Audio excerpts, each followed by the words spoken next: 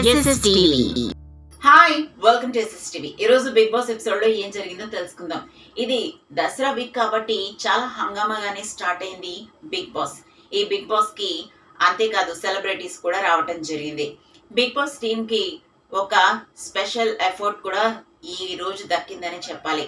ఎందుకంటే ఆడియన్స్ కూడా తమ అభిప్రాయాల్ని తెలియజేస్తారు. చాలా వరకు పాత సీజన్ లో అసలు బయట ఏం జరుగుతుందో వాళ్ళ పరిస్థితి ఎంతవరకు ఉందనేది వాళ్ళకి తెలిసేది కాదు. మినిమం సీజన్ కంప్లీట్ అయిపోతుంది అనడానికి 2-3 వారాల ముందు మాత్రమే ఈ విషయాలన్నీ రివీల్ అయ్యేవి. కానీ అగ్ని పరీక్ష ద్వారా లోపలికి వెళ్ళిన దివ్య ద్వారా కొంత, అలాగే ఇప్పుడు జనాలు ఇచ్చిన రేటింగ్స్ ద్వారా కొంత, హౌస్ లోని హౌస్ మేట్స్ కి వాళ్ళ హౌస్ లో ఉన్న పొజిషన్స్ గురించి బాగా క్లారిటీ వచ్చింది. అయితే మీలో ఉన్న నెగటివిటీ ఏంటి, ప్లస్ ఏంటి అనేది తెలియచేస్తూ కొంతమంది మీకు కొన్ని ప్రశ్నలు అడిగారు. ఆ ప్రశ్నలకు మీరు ఇచ్చే సమాధానానికి ఇక్కడున్న వ్యూయర్స్, అంటే రోజు బిగ్ బాస్ ని వాచ్ చేసే వాళ్ళు పర్సంటేజ్ ఇస్తారు. దాన్ని బట్టి మీ సిచ్యువేషన్ ఏంటనేది మీరు గెస్ట్ చేసుకొని జాగ్రత్తగా ఆడండి అని చెప్పి నాగార్జున అందరికీ హింట్ ఇచ్చారు. ఆ తర్వాత వాళ్ళు కంటెస్టెంట్స్ కి రాసిన లెటర్స్ ని ఒక్కొక్కరి తరపున చదవడం స్టార్ట్ చేశారు. రీతుకి చదువుతూ, మీరు ఎందుకు గేమ్ ని మీ ఓన్ గా ఆడకుండా డెమాన్ మరియు కళ్యాణ్ తో ఆడుతున్నారు, వాళ్ళ మీద ఎఫర్ట్ ఎక్కువ పెడుతున్నారు, మీ గేమ్ మీరు చూసుకోకుండా వాళ్ళతోనే ఉంటున్నారు, ఇది కరెక్ట్ గా అనిపిస్తుందా అని అడిగారు. దానికి రీతు, నాకు డెమాన్ పవన్ తో అయితే ఒక స్పెషల్ బాండింగ్ ఉంది, అది ఫ్రెండ్లీగా మాత్రమే, కానీ నేను నా వరకు ఆటకి 100% ఎఫర్ట్ ఇస్తున్నాను అని చెప్పేసి రీతు అంది. దానికి అక్కడ కూర్చున్న commoners and Bigg Boss watchers మీరు పాయింట్స్ ఇవ్వండి అనగానే ఎక్కువ నెగటివిటీనే ఇచ్చారు. అంటే రీతును మార్చుకోవాల్సింది చాలా ఉందని చెప్పారు. ఆ తర్వాత కళ్యాణ్ కి కూడాను ఆటలో కనిపించట్లేదు, నువ్వు చేతులు పట్టుకుని మాట్లాడినంత మాత్రాన ఆటలో కనిపించావు, నువ్వు ఆటను ఆడాలంటే నీ ఆట వేరొక చేతుల్లో ఉండకూడదు అని చెప్పి నాగార్జున హింట్ ఇచ్చాడు. దానికి ఎక్స్ప్లెనేషన్ ఇచ్చిన కళ్యాణ్ కి కూడా నెగటివిటీ వచ్చింది. ఆ తర్వాత భరణి, మీరెందుకు మీ రియల్ ఫేస్ ని చూపించట్లేదు, మీరెందుకు ఫేక్ గా ఉంటున్నారని అనిపిస్తుంది, మీ రియల్ ఫేస్ ని కూడా మేము చూడాలనుకుంటున్నాం అని చెప్పేసి లెటర్ లో వచ్చింది.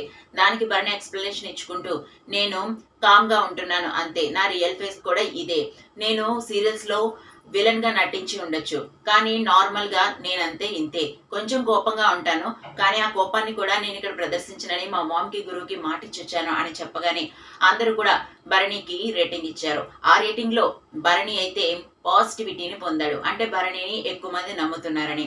అయితే అప్పుడు నాగార్జున, నువ్వు గోడ మీద పిల్లిలా ఉన్నావు, ఇక్కడ 56%, 47%, 44% వచ్చింది, అంటే కాస్త నువ్వు ఆట అటు ఇటు చేసినా కూడా నువ్వు నెగిటివిటీలోకి వచ్చే ఛాన్స్ ఉంది, నువ్వు డౌన్ అయిపోయే ఛాన్స్ ఉంది, కాబట్టి భరణి ఈసారి నువ్వు జాగ్రత్తగా ఆడు అనుకుంటూ చెప్పుకొచ్చాడు.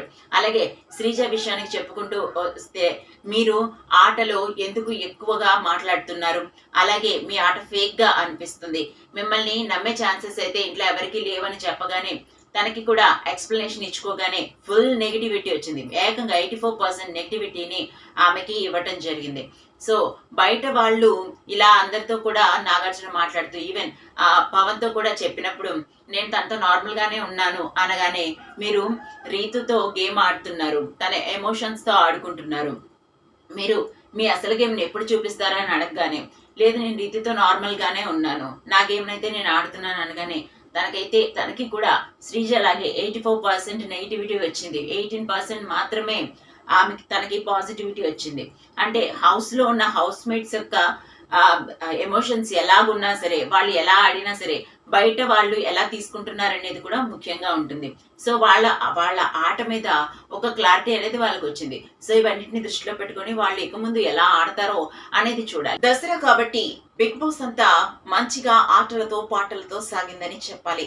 దేతడి హారిక వచ్చి కోయిలమ్మ సాంగ్ కి డాన్స్ వేసింది. అలాగే ఓజీ మూవీ సాంగ్స్ ని కూడా స్టేజ్ మీద ప్రజెంట్ చేశారు. మూవీ టీం అయినా తెలుసు కదా, మూవీ టీం సిద్ధు జొన్నలగడ్డ, శ్రీనిధి, అలాగే రాశి కన్నా, ఇంకా వైవ హర్ష, మొత్తం టీం అంతా దిగారు. అంతేకాదు హౌస్ మేట్స్ లో బతుకమ్మ ఆడించి వాళ్లతో బతుకమ్మల్ని రెడీ చేయించారు. ఆ తర్వాత విన్నర్ ని రెడ్ టీమో బ్లూ టీమో ఎవరు గెలిచారో చెప్పమంటే బ్లూ టీం కి విన్నర్ ఇచ్చి అక్కడి నుంచి వాళ్ళు వెళ్ళిపోయారు. గత వారంలో హౌస్ మేట్స్ నుంచి లెటర్స్, ఫోటోస్, ఆడియో విజువల్స్ ని చూపించడం జరిగింది. అయితే కొంతమంది అవకాశాన్ని కోల్పోయారు. అయితే ఇప్పుడు దసరా సందర్భంగా నాగార్జున ఒక్కొక్కరికి టాస్క్ల తర్వాత లేదా పర్ఫార్మెన్సెస్ తర్వాత లేదా కొన్ని టాస్క్లు ఇచ్చి గెలిచిన తర్వాత అవకాశాన్ని ఇచ్చారు. సో అలాగే సంజనకి మరియు హరిత హరీష్ కి, రీతికి లెటర్, ఆడియో, వీడియో, విజువల్స్ ని ప్రజెంట్ చేయడం జరిగింది. వాళ్ళందరూ కూడా ఈ దసరా సందర్భంగా ఇంటి నుంచి అవి రావడంతో ఎంతో హ్యాపీగా ఉన్నారు. అలాగే బయట నుంచి ఆడియన్స్ ద్వారా తమ ఆట లెవెల్ ఏంటో కూడా తెలుసుకున్నారు. సో కాబట్టి దసరా తర్వాత నుంచి ఈ ఆట మంచిగా హిట్ ఎక్కించనుందని చెప్పుకోవచ్చు. ఎందుకంటే వాళ్ళ లెవెల్స్ వాళ్ళు తెలుసుకున్నారు కాబట్టి ఇంకా బెటర్ గా పర్ఫామ్ చేయడానికి, బెటర్ గా ఉన్న వాళ్ళు ఆ పొజిషన్ ని నిలబెట్టుకోవడానికి ట్రై చేస్తారు కదా. తర్వాత కెప్టెన్సీ టాస్క్ ని చేయటం జరిగింది. కెప్టెన్సీ టాస్క్ ఏంటంటే, ఎందుకంటే ఎమాన్యుయల్ సంజన కోసం కెప్టెన్సీని వదులుకున్నాడు కాబట్టి ఇప్పుడు హౌస్ కి కెప్టెన్ అవసరం. ఆ కెప్టెన్సీ టాస్క్ లో వాళ్ళందరికీ బుట్టలు ఇచ్చారు. ఆ బుట్టల్లో హౌస్ లో ఉన్న వస్తువుల్ని చూపించడం జరుగుతుంది స్క్రీన్ మీద. ఆ హౌస్ లో ఉన్న వస్తువుని చూసి, ఆ స్క్రీన్ లో చూపించిన వస్తువుని చూసి హౌస్ లో అది ఎక్కడుందో తెలుసుకొని తెచ్చి బుట్టలో వేయాలి. ఇది గేమ్. అయితే ఈ ఆటలో డెమాన్ పవన్ అందరికన్నా బాగా ఆడి మళ్ళీ కెప్టెన్ అయ్యాడు. డెమాన్ పవన్ కెప్టెన్సీ సాధించడం ఇది రెండోసారి కూడా నేను అవుతానని ఎమాన్యుయల్తో అన్నట్టుగానే డెమాన్ కెప్టెన్ అయ్యి చూపించాడు. అయితే ఆ తర్వాత ఇప్పుడు ఎలిమినేషన్ టైం వచ్చేసింది. చివరిగా కళ్యాణ్ మరియు ప్రియా మిగిలారు. అయితే అందరూ కూడా కళ్యాణ్ ఆటని తప్పు పట్టుతుండడంతో కళ్యాణ్ వెళ్ళిపోతాడని అందరూ అనుకున్నారు. కానీ వాళ్ళని ఒక కన్ఫెషన్ రూమ్ లోకి పంపించి అక్కడ ఒక సింహం ఉంది. ఆ సింహం తిరుగుతూ ఉంటుంది. ఎవరి ముందు చూసి రోర్ చేస్తుందో వాళ్ళు సేఫ్, మిగతా వాళ్ళు అన్సేఫ్ అని చెప్తాడు నాగార్జున. సో అలాగే ఆ సింహం తిరిగి కళ్యాణ్ వైపు చూసి రోర్ చేసిన వెంటనే కళ్యాణ్ బోరున ఏడుస్తూ ప్రియాని పట్టుకున్నాడు. ఎందుకంటే కళ్యాణ్కి ప్రియానికి హౌస్ లో మంచి బాండింగ్ ఉంది. తనకి మంచి ఫ్రెండ్ ప్రియా. తను వెళ్ళిపోవడాన్ని కళ్యాణ్ అసలు తట్టుకోలేకపోయాడు. ఏడుస్తూనే ఉన్నాడు. ఇది ఎప్పుడైనా జరగాల్సిందే కదా, ఎవరొకరు ప్రతి వీక్ ఎవిక్ట్ అయిపోయి వెళ్ళిపోవలసిందే.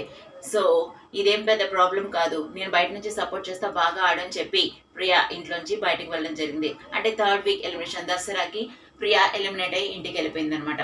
మరిన్ని ఇంట్రెస్టింగ్ అప్డేట్స్ కోసం చూస్తూనే SSTV. Like, share, subscribe.